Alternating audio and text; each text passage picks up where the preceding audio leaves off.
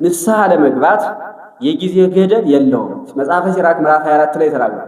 ጻድቅ ሰው 7 ጊዜ ይወድቃል፣ 7 ጊዜ ይነሳል ማለት ምን ማለት ነው? ህሊናው ይወጣል ይወርዳል። ስለዚህ በዚያን ጊዜ ሁሉ ንስሐ መስጠት ያስፈልጋል። ኃጢአት እንደ ወርካ ናት ይላል መጽሐፍ። ወርካ መጀመሪያ ስትተከል የ5 ዓመት የ4 ዓመት ልጅ ነቅሎ ይጥላታል። ትንሽ ናት፣ ይችን ነው የምታክል። በኋላ ግን እያደገች ትሄድና ተንሰራፍታ በድንጋዩ ላይ ሁላ እየበቀለች እንኳን አንድ ህፃን ልጅ 160 70 80 ሰው እንኳን የማይነቅላት ትሆናለች። በደልም ዕለቱን ከተናዘዝናት ዕለቱን እንደተተከለች ወርካ ናት። ንስሐ የሚገባ ሰው ምን ማድረግ አለበት? 6 ነገራቶችን እንመለከታለን።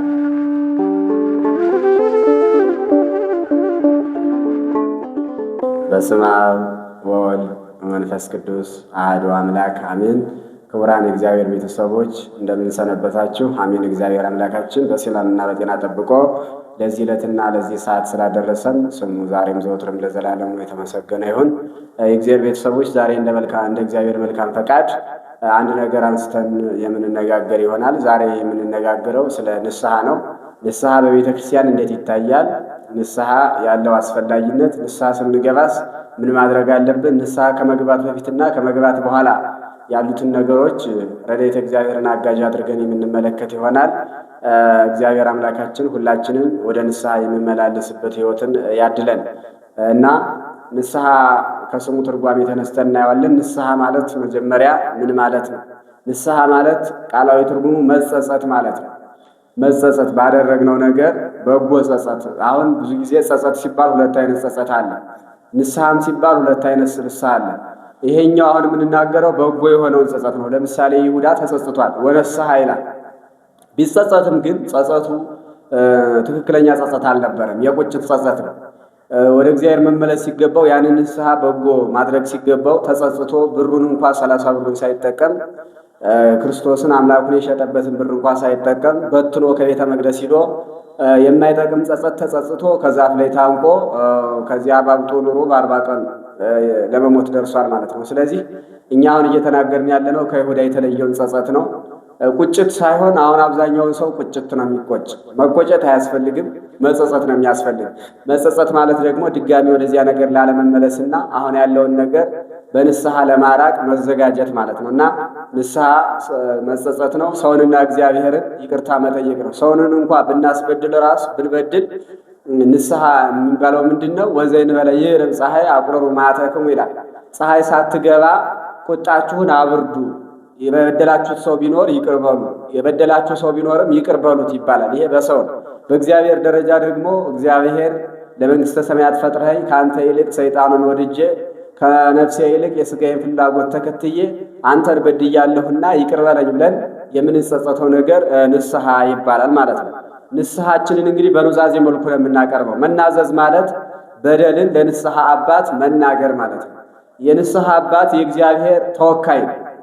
በንስሐ አባትየው ላይ አድሮ ንስሐውን የሚሰጠን የሚቀበለን እግዚአብሔር አምላካችን ነው ማለት ነው። ስለዚህ ያንን ቀኖና ለንስሐ አባታችን ስንነግረው እግዚአብሔር አብሮ እየሰማን እየተቀበለን ነው። እግዚአብሔር የማያውቀው ነገር ባይኖርም እንኳ ማለት ነው እና ንስሐን ለእግዚአብሔር ለንስሐ አባት በንስሐ አባት አማካኝነት ለእግዚአብሔር መንገር ያስፈልጋል። ቅዱስ ዳዊት መዝሙር 31 ቁጥር 5 ላይ ኃጢአቴ ነገርኩ ወአበሳየ ኢሃባይኩ ይላል። ኃጢአቴን ተናገርኩ በደሌንም አልሸሸኩም ወእቤ አስተዋድር ሴሃ በእግዚአብሔር በእንተ ኃጢአቴ ይላል። እኔም ራሴን ለእግዚአብሔር አካስሳለሁ ይላል። በደለኛ ነኝ ብዬ እናገራለሁ ብሎ ተናግሯልና ለንስሐ አባት በደልን መናዘዝ ይገባል። ከዚያ ውጭ ግን ኃጢአትን በደልን ከንስሐ አባት ውጭ ለሌላ ሰው መናገር አግባብ አይደለም። ብዙ ስጋዊም ሆነ መንፈሳዊ ጉዳት ያስከትላል። ስጋዊ ጉዳት ማለት የምናደርገው ያን እግዚአብሔር እና እኛ ብቻ የምናውቀውን ነገር ለሰው ስንናገር ያ ነገር ተሰውሮ የኖረው ተገልጾ ሌላ ችግር ይዞብን ሊመጣ ይችላል። መንፈሳዊ ጉዳቱ ደግሞ ያንን ነገር የነገርነው ሰው በህሊናው ይጎዳል። ለካ ገሌ ጻድቅ መስሎ እንዲህ ነው እያለ እኛን በማማት ሌላ በደል ውስጥ ሊገባ ስለሚችል ከንስሐ አባቶች በደልን ለማንም መናገር አያስፈልግም ማለት ነው። ምስጢረ ንስሐ እንግዲህ ራሱን የቻለ ምስጢር ይባላል። ንስሐ ምስጢር የተባለበት ምክንያት ናዛዚውና ተናዛዚ ወይም ንስሐ ሰጪውና ተቀባዩ ቁጭ ብለው ንስሐቸውን ይነጋገራሉ። ከዚያ በኋላ ካህኑ ቀኖናውን ይሰጠዋል።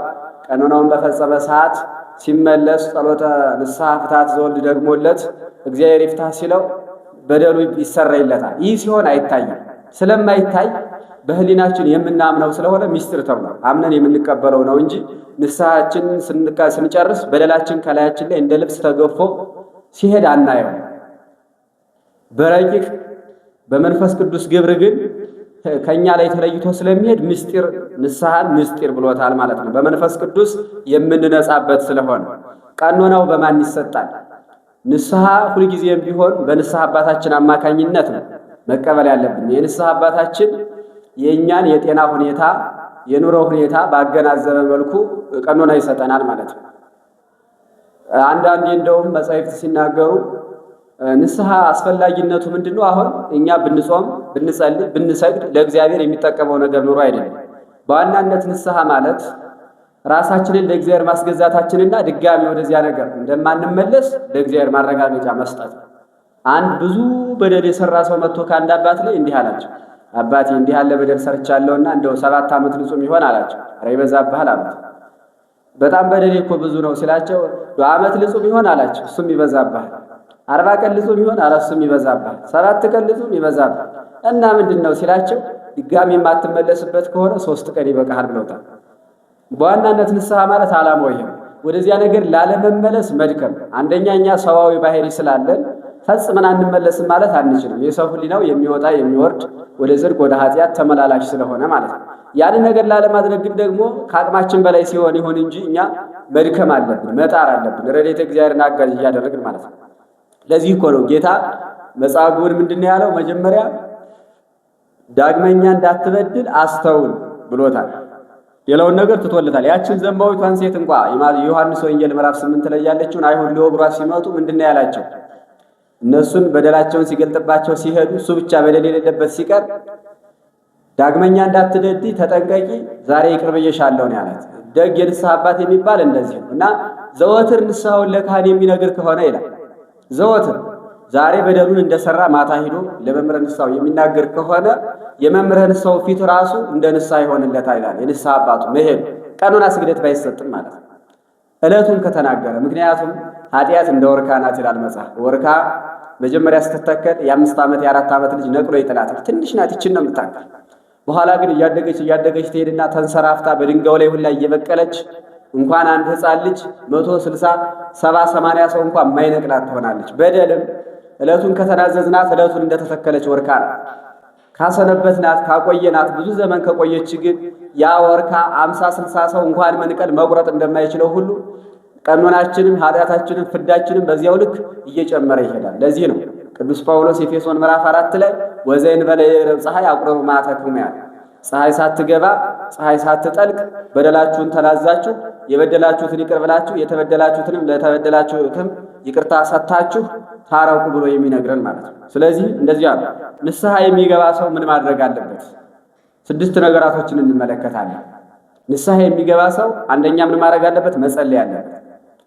ንስሐውን ተቀብሎ እግዚአብሔር አምላኬ ሆይ ይቅር በለኝ እያለ በተቻለው መጠን ቢቻለው 7ቱን ጊዜያት ባይቻለው ማልዳና ማታ ጸሎት መጸለይ አለበት። ማለት ጸሎት ከእግዚአብሔር ጋር መነጋገር ስለሆነ ማለት ነው። እየጸለየ ነው ንስሐውን መቀበል ያለበት። ሁለተኛ ደግሞ መስገድ አለበት።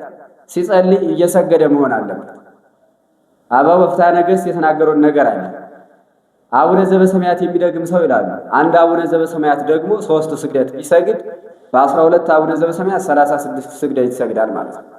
ይህ 36ቱ በ7ቱ ጊዜያት ሲባዛ ደግሞ በጣም ብዙ ስግደት፣ በአንድ ቀን ሰው ይሄን ያህል ስግደት ሊሰግድ ይችላል ማለት። ስለዚህ መስገድ አለበት።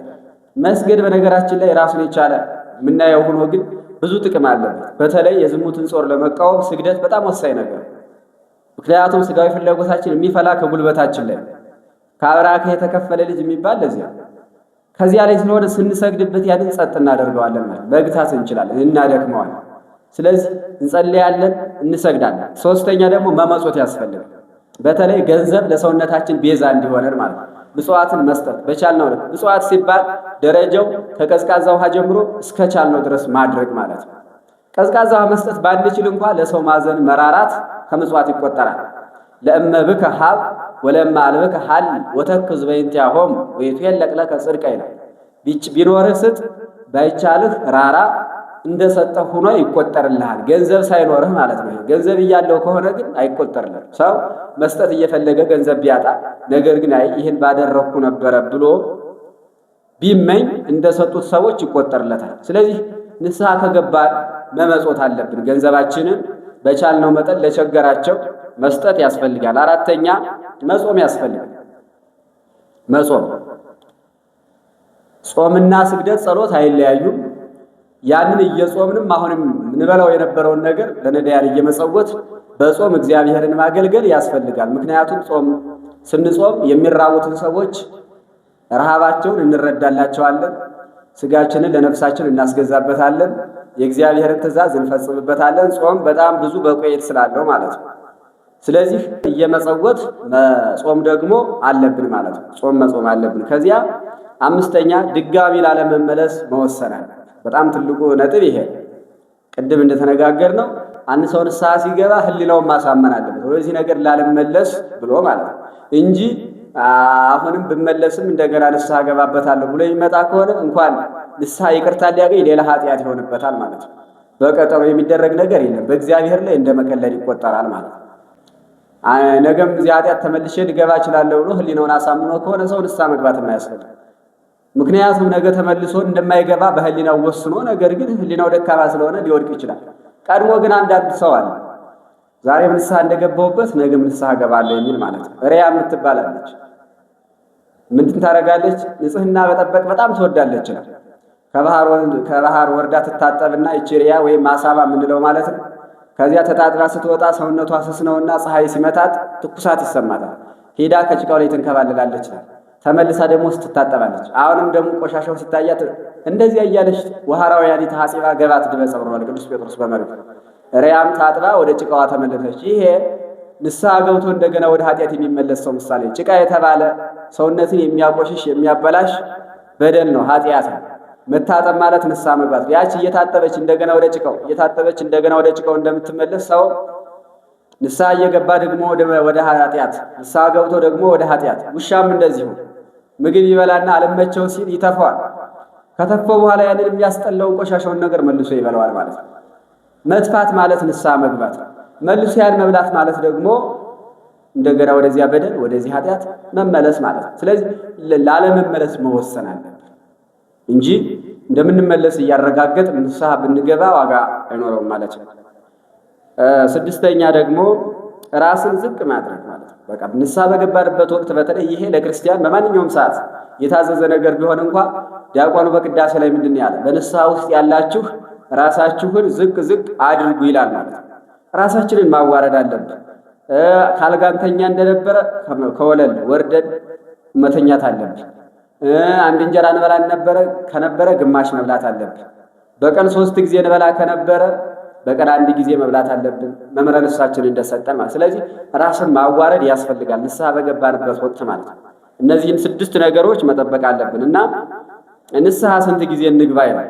ሰው ስንት ጊዜ ነው ንስሐ የሚገባ የሚለው ገደብ የለው። ባለ ዘመኑ ሰው ሁሉ ንስሐ መግባት አለበት። ቅዱስ ጴጥሮስ ጌታችንን ጠይቆታል። ወንድሜ ቢበድል ስንት ጊዜ ይቅር ልበለው አለ። ማቴዎስ ወንጌል 7 ጊዜ ይቅር ልበለውን አለው። አይ አይደለም 7 ጊዜ 7 ይቅር በለው ብሎታል። ይህ ማለት 7 ፍጹም እንደሆነ በፍጹም በቃ በየጊዜው እየመጣ ቢነግርህ እንኳን በየጊዜው አንተም ይቅር በለው ማለት ነው። ስለዚህ ንስሐ ለመግባት የጊዜ ገደብ የለውም። መጽሐፈ ሲራክ ምዕራፍ 24 ላይ ተናግሯል። ጻድቅ ሰው 7 ጊዜ ይወድቃል 7 ጊዜ ይነሳል ማለት ምን ማለት ነው? ህሊናው ይወጣል ይወርዳል። ስለዚህ በዚያን ጊዜ ሁሉ ንስሐ መስጠት ያስፈልጋል። እኛም መሰቀቅ የለብን። አንድን ኃጢአት 3-4 ጊዜ ለመንገር የምንፈራ ስላለን ማለት ነው። እንደው ካህኑስ ምን ይሉኝ ይሆን እያለ እንኳን ካህኑ እግዚአብሔር ያውቃል ያንን ነገር። ከካህኑና ከእግዚአብሔር ማን እንደሚበልጥ እናውቃለን። ስለዚህ እግዚአብሔር የሚያውቀውን ነገር ለካህኑ አንሸሽጋቸው እና አንድ በደል ተደጋጋሚ ብንሰራው እንኳን በሰራነው ልክ ንስሐ መግባት ያስፈልጋል። ለንስሐ የጊዜ ገደብ የለውም። በንስሐ ምሳሌዎች የሚሆኑ ታላላቅ አባቶች አሉ። አሁን እኛ ብዙን ጊዜ ኃጢአት ስንሰራ ራሳችንን እንወቅሳለን። እኔ ማለት ምንድነኝ? ይህን ማድረግ አልነበረብኝም። አሁን እኔ ክርስቲያን ልባል ነው እንላለን። እንደዚያ ግን አለ። ለዚህ ምሳሌ የሚሆን ታላላቅ ሰዎች እንኳን በበደል ወድቀዋል።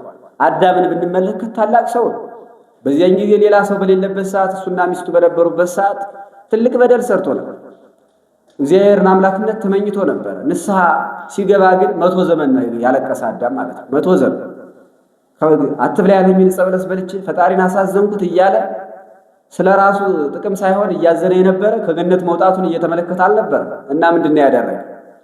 ጌታዬን አሳዘንኩት የሰጠኝን ሕግ ጥሼ እያለ 100 ዘመን አልቅሷል። ሁለተኛ ዳዊትን ብንመለከት ዳዊት ታላቅ ሰው ነው። ዛሬ ልበ አምላክ የተባለ ማለት ነው።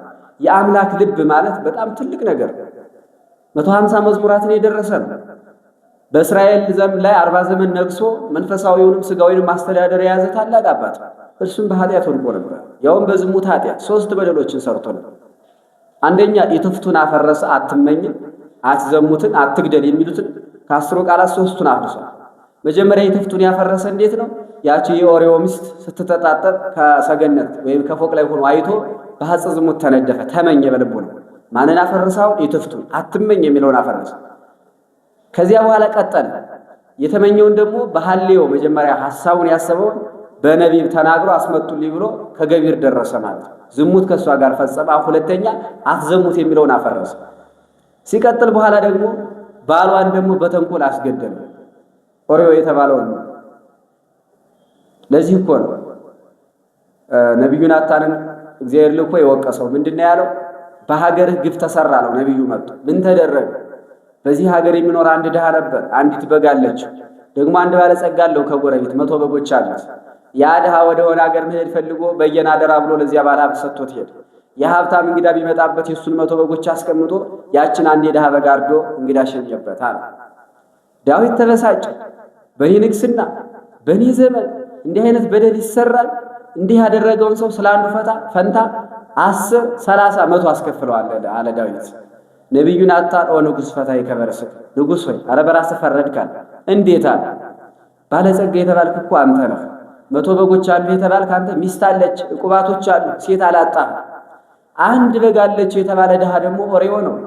ያችን እሱ ወደ ዘመቻ ሴት ከዚህ ትቷት ቢሄድ አንተ እንግዳ የተባለ ፈቃደ ሥጋ ነው፣ የሥጋ ፈቃድ። እንግዳ ድንገት እንዲመጣ ፈቃደ ሥጋም ድንገት ሊነሳ ይችላል። ያ ፈቃደ ሥጋ ቢመጣብህ ያ ባለጸጋው 100 በጎችን ትቶ የሱን የዚያን የደሁን አንዲቱን በግ እንዳረደ አንተም ብዙ ሴቶች እያሉ በእነዚያ ላይ መፈጸም ስትችል የኦሪዮን ሚስት አምጥተህ ደረስክባት። ያም ብቻ አልበቃህም። የሀብታም ምን አደረገ? እንደዚህ አድርጎ ደግሞ ወሬውን ቢያወራበት ያን እንደሆነ አስገድሎታል ይላል። አንተም እንዳይታወቅብኝ ብለህ ወሬውን አስገደልክ። እግዚአብሔር በዚህ ተቀይሞሃል። ዳዊት ደነገጠ። በደል ሰርተን መደንገጣችን ራሱ ትልቅ ነገር፣ ዘወትር ማሰባችን። ምክንያቱም እስመ ዘይዘከር ወትር ኃጣዊሁ ይዘከር ቦቱ ፈጣሪሁ ይላል። ዘወትር ኃጢአቱን የሚያስብ ሰው እግዚአብሔር በደሉን አያስብበትም ይላል። እኛ ዘወትር የምናስበው ከሆነ ንስሐ እስከምንገባ ድረስ ካሳሰብነው ራሱ እግዚአብሔር ይዘነጋልናል ማለት ነው እንጂ በደልን ሰርቶ መዘንጋት ደግሞ እስመ ይትረሳ ይላል ቅዳሴ ማለት። በደል ሰርቶ መዘርጋት አይገባም በእግዚአብሔር ዘንድ ስለማይዘነጋና ዳዊት ደንግጦ እስከ አንገቱ ድረስ የሚያጠልቅ ጉድጓድ ቆፍሮ እያለቀሰ እየሰገደ እየጾመ እየጸለየ እየመጸወተ ንስሐ ገብቶ እንባው የወረደበት ሳር አብቅሎ ሳሩ ወጥቶ ሰውነቱን ተብትቦ እስከሚይዘው ድረስ ንስሐ ገብቶ እግዚአብሔር በደሉን ይቅር ብሎታል ማለት ነው። ሶስተኛ ጴጥሮስ ነው የንስሐ ምሳሌ የሚሆን። ጴጥሮስ ሊቀ ሐዋርያት ሆኖ በሐዋርያት ላይ የተሾመ ታላቅ አባት ነው። ከአሳስጋሪነት ተመርጦ ዓለምን አልጫ የነበረውን ዓለም በወንጌል ጨውነት ያጣፈጠ ታላቅ አባት ነው። እሱም ስቶ ነበር። ስተቱም ራሱ ቀላል አልነበር። እንጀራ በርክቶ የሚያበላውን ኢየሱስ ክርስቶስን 3 ጊዜ እስከ መካድ የደረሰ ስተት ሰርቶ ነበር። ኧረ አላውቀውም ብሎ በመጀመሪያ ተመካ። ማታ የጸሎተ ሐሙስ ኧረ አልክድህም፣ ሌሎች ቢክዱህ አልክድህም ብሎ ተመካ። ትምክህት መጥፎ። ተውደሮ ሳይጮህ 3 ጊዜ ትክደኛለህ፣ አሁንም አልክድህም አለ። በኋላ ግን አንድ ጦር የያዘ ወታደር ሳይሆን አንዲት ሴት ናት ያስካደችው። አንተ ከኢየሱስ ጋር አልነበርክም ስትለው ኧረ አላውቀውም አለ። ደግሞ ሌላ ሁለተኛዋ ሴት አንተ ከኢየሱስ ጋር አይቻለሁ እንደው አነጋገር ይታወቃል አለችው። ኧረ አላውቀውም አለ። ሌሎች ወታደሮች ሶስተኛ ሲጠይቁት እንደማላውቀው ሰማዩ እንደመጁ ነው ይጫነኝ ብሎ ማለት ነው። ይህ ትልቅ በደል ነው። በኋላ ግን ወወፃ ጴጥሮስ አፋ ወበከየ ብካየ መሪበ ጴጥሮስ ወደ ውጭ መጥቶ ጽኑ ልቅሶን አለቀሰ። ከዚያ በኋላ እግዚአብሔር በደሉን ይቅር አለው ይላል። እና እኛ ከአዳም እንበልጣለን፣ ከዳዊት እንበልጣለን፣ ከቅዱስ ጴጥሮስ እንበልጣለን። ንስሐ ገብተን እግዚአብሔር ይቅር አይለንም የምንል በደላችንስ የነሱን ያህል ይሆን? ምንም እንኳን የበደል ትንሽ ባይኖረው ማለት። ስለዚህ ንስሐ ለመግባት ማቅማማት አያስፈልግም። እግዚአብሔር የሚጠፋን ሰውን የማይፈልግ እንጂ የሚድን ሰው ይፈልጋል። ምክንያቱም ምንድነው ያለው? በሉቃስ ወንጌል አንድ ኃጥእ ንስሐ ሲገባ በሰማይ በመላእክት ዘንድ ተድላ ደስታ ይደረጋል ይላል። መላእክት ተድላ ደስታ ያደርጋሉ። ለምን? አንድ ሰው ንስሐ ስለገባ። ቀላል ነገር አይደለም። ክርስቶስ ምንድነው ያለ? ማቴዎስ ወንጌል ምዕራፍ 18 ላይ ከመቶ በጎች አንዱ በግ ተለይቶ ቢጠፋ አለ 99ኙን በጎች ከበረሃ ትቶ የጠፋውን በግ ፍለጋ ይሄዳል። ባገኘው ጊዜ በትከሻው ይሸከመውና ደስ እያለው መጥቶ ጎረቤቶችን የጠፋው በግ ተገኝቷል፣ ደስ ይበላችሁ እያለ ይነግራቸዋል ይላል። የጠፋ በግ የተባለ በደለኛ ሰው እግዚአብሔር ከመቶ ጻድቃን ይልቅ ንስሐ በሚገባ በአንድ ኃጥእ ደስተኛ ነው ማለት ነው። እነዚያማ ስራቸው ራሱ ያድናቸዋል። ስለዚህ እግዚአብሔር ሁላችንን ይፈልገናል። እኛ ለእግዚአብሔር ዋጋ አለን። አባት ልጁን እንደማይጠላ ሁሉ እግዚአብሔር ደግሞ ከአባትም በላይ ስለሆነ እኛ ሁላችንን ይወደናል። ስለዚህ ንስሐ መግባት አለብን። ንስሐ እንዳንገባ ሕሊናችንን ማስጨነቅ የለብንም ማለት ነው። መቼ ንስሐ እንግባ ይላል? ንስሐ ለመግባት ጊዜ የለው። ሰው ከተወለደ ጊዜ ጀምሮ ነፍስ ካወቀ ከ7 ዓመት ጀምሮ እስከሚሞት ድረስ ንስሐ በገባ ቁጥር ማለት ኃጢአት በሰራ ቁጥር ንስሐ መግባት አለበት። መጽሐፈ መክብብ ምዕራፍ 12 ላይ በወጣትነት ወራት ፈጣሪን አስብ ይላል። በወጣትነት ወራት የእሳት ዘመን ስለሆነ ከአንድ ዓመት እስከ 20 ዓመት ያለው የነፋስ ዘመን ነው። ብር ብር እያለ የሕፃንነት፣ ከ20 እስከ 40 ያለው ግን የእሳትነት የወጣትነት በደል መሆኑን እያወቅነው እንኳን መታገስ የማንችልበት ሰዓት ስለሆነ በተለይ በዚያን ሰዓት ደግሞ ንስሐ ያስፈልጋል። ንስሐ መግባት ማለት ነው 100 ጊዜ ብንሰራ አንዱን በደል 100 ጊዜ ንስሐ መግባት ማለት ነው ባጭሩ። ስለዚህ ንስሐ ለመግባት የጊዜ ገደብ የለውም። አንዳንዱ ሰው ሳረጅ ይቆርባለሁ ይላል። ለማርጀቱ ግን ዋስትና የለውም። ነገ ይሞት አይሞት እንደሆነ እኮ ያውቀው። እንደውም የሚቆርብ ንስሐ የሚገባ የሚመስለው ትላልቁ ሰው ነው ማለት ነው። ስለዚህ ለንስሐ ጊዜ ገደብ የለውም። ንስሐ የሚሰጥ የንስሐ አባት ነው። ከዚያ ውጭ አይሰጥም ብለናል። እግዚአብሔር በንስሐ አባቱ ላይ ስለሚሰጥ ንስሐ ጊዜ ትልቁ ነገር መጨረሻ ላይ የምናየው ንስሐ ለመቀበል ደግሞ ጊዜ አለመወሰን ትልቁ ነገር። ምክንያቱም ንስሐ ለመቀበል ጊዜ መወሰን ማለት እድሜን ያውቀዋለሁ ብሎ እንደመናገር አልሞትም ነገ ማለት ነው። በሌላ አገላለጽ ወይም በደሉ ምንም አያደርገኝም እንደማለት ነው። ነገ ከነገ ወዲያ እገባለሁ እያል የምናስቀምጠው ማለት ነው። ይሄ በፍጹም አይገባም። ንስሐ እንዳንቀበል የሚያዳክም ራሱን የቻለ የሰይጣን መንፈስ አለ። ስለዚህ እሱ ጊዜ እንድንቀጥር ያደርገናል፣ ኃጢአት እንድንጨምር ያደርገናል። እንደውም አንዳንድ ጊዜማ እኮ እንዴት አይነት ሐሳብ ያለ ሰብሰብ አድርጌ አንድ ጊዜ እናገራለሁ እስከ ማለት ያደርሰናል ማለት ነው። ነገር ግን እንኳን ነገ ለመድረሳችን አሁን ከደቂቃዎች በኋላ ምን እንደምንሆን አናውቀው። ህይወታችን በእኛ እጅ አይደለም። ኃላፊነት የለንም እኛ ለህይወታችን እንኳን ማለት ነው። ስለዚህ ድንገት ሳናስበው ወደ እግዚአብሔር ልንጠራ ስለምንችል ሁላችንም ለንስሐ ጊዜ ሳንቀጥር ቅዱስ ጳውሎስ እንደተናገረ የመዳን ቀን ዛሬ ነው። የመዳን ቀን ዛሬ ስለሆነ ዛሬውን ሁላችንም ወደ ንስሐ ተመልሰን በንስሐ ህይወት መመላለስ ያስፈልገናል ማለት ነው። ለዛሬ እዚህ ድረስ ከተመለከትን ይበቃላል። ሌሎች ነገሮችን በቀጣዮች እናያለን። እስካሁን ድረስ ያስተማረን የገሰጸን እግዚአብሔር አምላካችን ስሙ የተመሰገነ ይሁን። ስብሐት ለእግዚአብሔር። ይቆየን።